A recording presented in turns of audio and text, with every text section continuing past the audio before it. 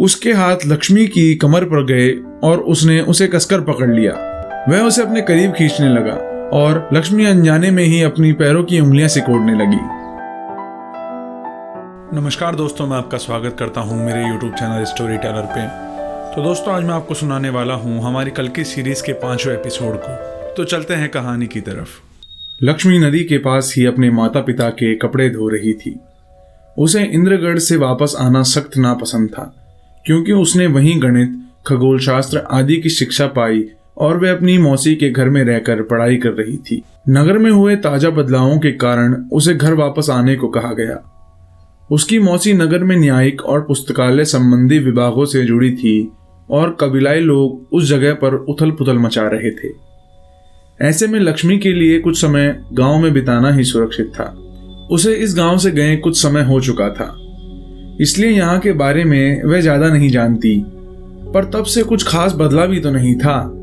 संभवत है थोड़ा समय लगेगा, परंतु कबीले वालों को शामिल करने और वेदांत की ओर से की गई हानि का असर आम लोगों पर नहीं दिखाई दिया था।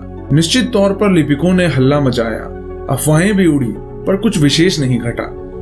किसी भी विद्रोह के लक्षण नहीं दिखाई दिए और सभी अपना अपना काम करते रहे। कुछ लोग उस स्थान को छोड़ भी रहे थे, क्योंकि वे बहुत सारे कारवां और बैलगाड़ियों को जाते हुए देख सकती थी। उन्हें भय था कि कुछ भी हो सकता है, लेकिन लक्ष्मी को पूरा विश्वास था कि कबीले वालों का आगमन शुभ है। उन्हें समान अधिकार एवं उत्तरदायित्व दिए जाने चाहिए। अब वह शांत और पिछड़े हुए इलाके में मौजूद थी। वह नदी के पानी में कपड़े धोने के बजाय कुछ सार्थक करना चाहती थी। हालांकि नदी पिछली बार से थोड़ी ज्यादा गहरी और स्थिर भी नहीं लग रही थी। इसका बहाव पहले से अधिक तेज हो गया था। उसने अपनी आंखें सिकोड़ी और सोचने लगी कि क्या वह उसी नदी पर आई है जिस पर कपड़े धोने के लिए माँ ने भेजा था, या वह पहाड़ियों के पास वाली नदी पर थी। अचानक एक मगरमच्छ सतह पर प्रकट हुआ और उसने हाथ के धोए जा रहे वस्त्र को लपक लिया। उसने खुद को पीछे खींचा और लगभग लड़खड़ा गई। गलत जगह है, गलत जगह। मगरमच्छ ने भयंकर तरीके से उन कपड़ों को फाड़ा और नदी से बाहर निकलकर उसकी ओर आने लगा।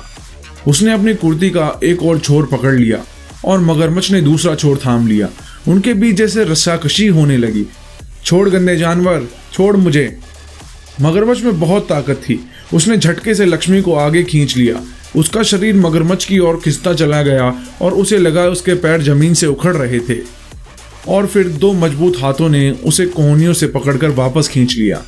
वह साया आगे की ओर आया और उसने मगरमच्छ के पेट में लात दे मारी। वह छपाक से पानी में जा गिरा।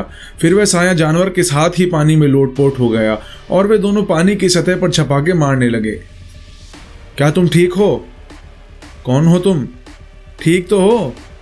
पानी की सतह पर हलचल हुई और हाथ में मगरमच्छ की पूंछ ऊपर की ओर आते दिखाई दिए। लक्ष्मी का कलेजा मुंह में आ गया। उसे उम्मीद थी कि उसे बचाने वाला कहीं आप ही तो नहीं मर गया। वह कुछ देर वहीं ताकती रही। पानी स्थिर था। फिर अचानक पानी जोर से उस पर उछला और एक आकृति बाहर आती दिखाई दी।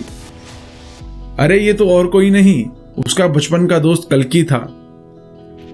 वह पहले से कहीं बड़ा, ताकतवर और भारी हो गया था। लंबे घुंघराले बालों वाले कल्कि की बाजुओं पर भगवान शिव की रुद्राक्ष माला लिपटी हुई थी। उसकी मांसपेशियां रक्त से सनी थी, जो मगरमच्छ से लड़ने का नतीजा था, पर चेहरे पर बचकानी मुस्कान जो कि त्यों ही थी। लक्ष्मी उसकी ओर बढ़ी। उसकी चिंता का अंत नहीं था, पर कल्कि ने उसे कसकर गले से लगा लिया। फिर वह पीछे हटकर मुस्कुराया। मूर्खानंद, तुम हमेशा खतरे का पीछा करती हो। उसने उसके सिर पर धूल जमाया। और तुम हमेशा मुझे बचाने के लिए ही पीछा करते हो, लक्ष्मी ने कहा। और क्या तुमने उस मगरमच्छ को मार दिया? अरे नहीं, मारा तो नहीं, बस डराकर भगा दिया। उसने लक्ष्मी को स्नेह से देखते हुए कहा। तुमने मुझे बताया क्यों नहीं कि तुम आ रही थी?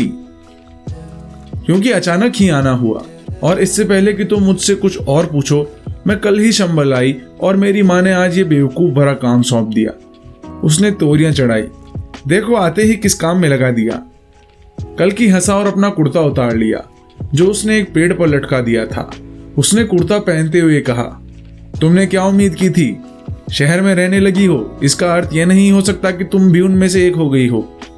लक्ष्मी ने तोरियां चढ़ाई। मुझे शहर गए 2 साल हुए और जरा खुद को देखो, तुम भी तो कितने बदल गए हो।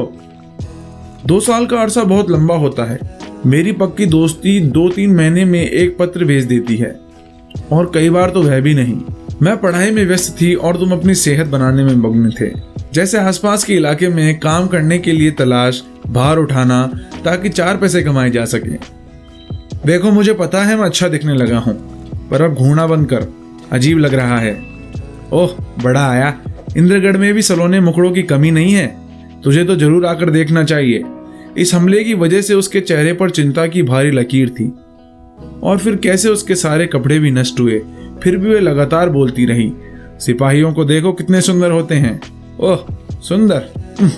वह वापस जाने को मुड़ी जब कल्कि उसके बहुत पास खड़ा था।